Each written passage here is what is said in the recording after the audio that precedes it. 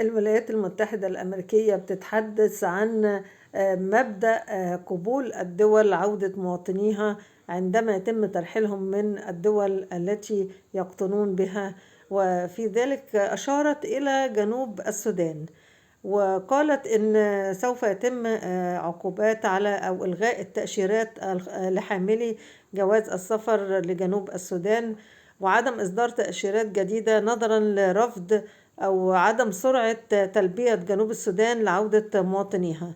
من الواضح أن وقالت الولايات المتحدة الأمريكية أن هذا مبدأ قانوني ولابد أن يتم عودتهم، لكن نجد أن هذا المبدأ ربما لم نسمع عنه هنا في مصر، لأننا لم نحاول أن يعني نرحل هؤلاء أو من يقطنون في بلادنا بلا داعي وبلا سبب بعد أن أصبحت بلادهم آمنة. أيضا نجد أن مواطني جنوب السودان موجودين لدينا من عشرات السنين، وهناك إضافة أو ربما هناك من يأتي المزيد أيضا.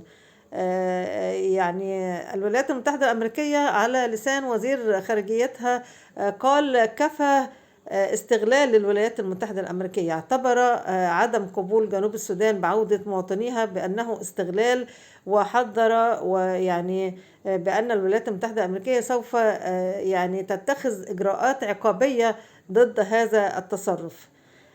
بالنسبة لنا هنا في مصر، يعني الناس اللي هي قاعدة بقالها عشرات السنين بلا داعي وبلا سبب، وإحنا ما بنحاولش حتى نرحلهم ولا نقول لهم يعني فين السند القانوني اللي قاعدين على أساسه.